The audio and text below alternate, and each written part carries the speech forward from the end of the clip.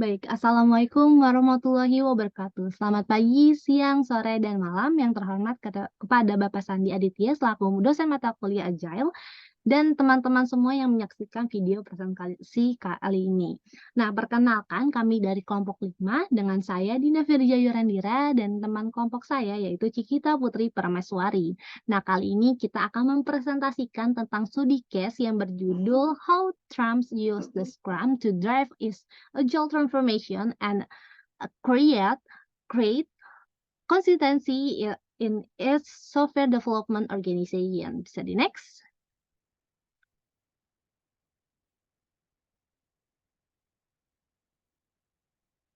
Nah, pada studi case kali ini kita akan membahas tentang company profile yang ada di studi case yang kita bahas. Kedua, ada background case-nya, latar belakang dari masalah itu sendiri. Yang ketiga, ada case problem, masalah yang dihadapi oleh perusahaan. Keempat, ada case solution. Yang selanjutnya ada result case solution atau hasil dari solusi tersebut. Terus terakhir ada own solution yang dimana hasil dari solusi dari kami. Bisa di next.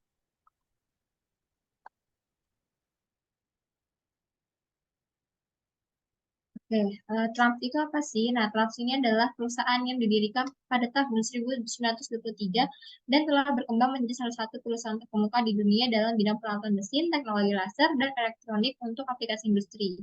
Nah, dengan sekitar 13.400 karyawan, Trump menghasilkan lebih dari 3.566 juta euro pendapatan pada tahun fiskal 2017 atau 2018.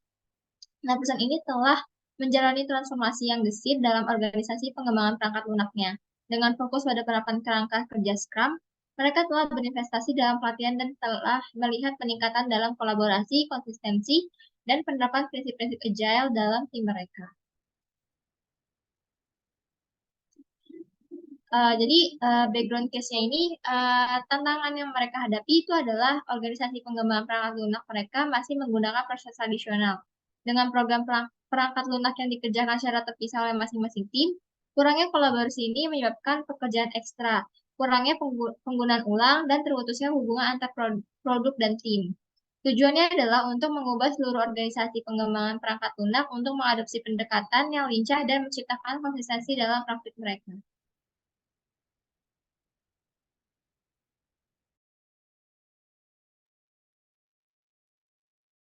Nah, masalah yang dihadapi oleh Trump itu sendiri pada studi kasus kali ini yang pertama adalah praktis kerja yang terisolasi, di mana organisasi Trump ini menghadapi tantangan yang serius akibat praktik kerja yang terisolasi, yang di mana tim-tim beroperasi dengan ketidakseimbangan antara kolaborasi, terus juga cenderung bekerja sendiri tanpa terjalinnya kerjasama yang efektif. Nah, ketidakkompakan ini menghasilkan kinerja yang mengakibatkan hambatan untuk mencapai tujuan yang mereka ingin capai kayak gitu. Nah, yang kedua adalah masalah akibat isolasi itu sendiri, di mana praktik terpisah tersebut menghasilkan sejumlah masalah yang merugikan. Di antaranya adalah dalam upaya ganda yang tidak efisien, kekurangan pemanfaatan kembali kode dan ide, itu juga serta kurangnya keselarasan antara produk yang dihasilkan oleh tim yang terlibat. Nah, hasilnya adalah keterpecahan yang mempengaruhi kohesi produktivitas keseluruhan dari organisasi Trump itu sendiri. Nah, yang ketiga itu adalah variasi dalam pemahaman dan penerapan Scrum. Nah, ketidakkonsistensian ini um, yang tidak merata ini mengakibatkan beragam penerapan Scrum itu sendiri yang akibatnya merugikan konsistensi dan efektivitas pada penggunanya. Bisa di next?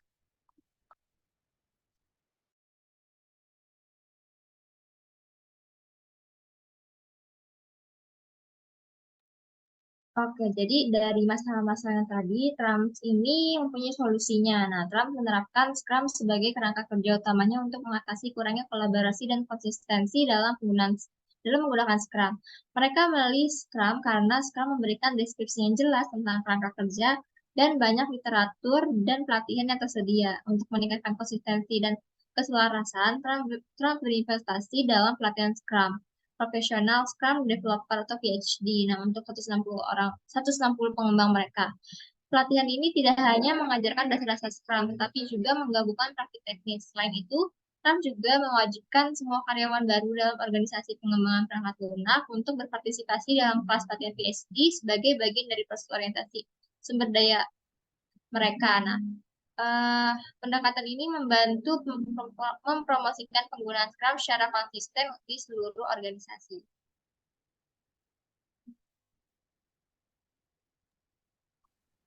Oke, dari case solution yang dijelaskan oleh Cici tadi, hasilnya yaitu yang dari solusi yang diterapkan oleh Trump itu sendiri, yang pertama adalah ada perubahan ke kolaborasi, yang dimana dulunya terpisah antara Scrum dan organisasi itu sendiri, sekarang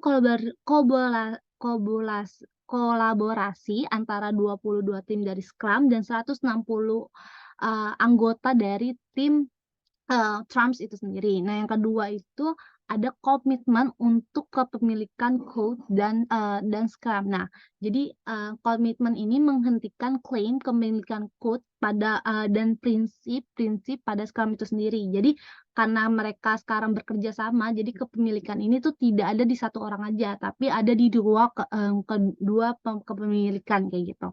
Nah, yang ketiga pengembangan dan kerjasama, yang dimana fokus pada pengembangan teknis dan juga perbaikan yang menyeluruh dalam kolaborasi yang dilakukan sekarang ini. Nah, yang keempat ada keterlibatan pemilik produk dan pelatihan yang seragam.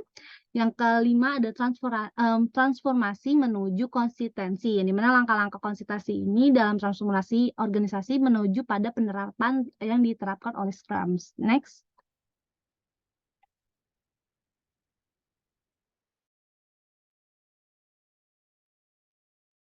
Nah, solusi dari kami itu sendiri yang pertama adalah melanjutkan pelatihan dan penguatan pengetahuan, yang dilanjutkan pelatihan reguler dalam Scrum untuk memastikan bahwa tim tetap diperbarui dan terus meningkatkan pengetahuan dan penerapan praktik Scrum. Nah, yang kedua itu ada penerapan pelatihan yang terus fokus, yang dimana tidak hanya melibatkan seluruh organisasi, tapi juga menyelenggarakan pelatihan yang lebih fokus terhadap tim IA yang memerlukan pemahaman tentang aspek tertentu dalam pengembangan perangkat lunak. Yang ketiga adalah mendorong kolaborasi lintas tim, yang dimana fasilitas sesi kolaborasi lintas tim ini untuk berbagi pengalaman atau best practice, memastikan bahwa keterampilan dan pengetahuan diperoleh dari pelatihan ditetapkan secara luas dan berkoordinasi seluruh organisasi.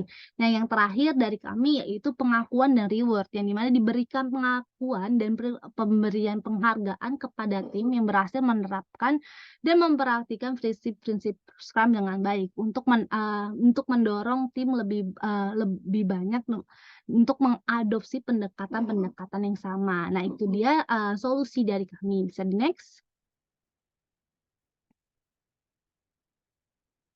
So, terima kasih dari presentasi dari kami. Kurang lebih mohon maaf. Thank you for watching.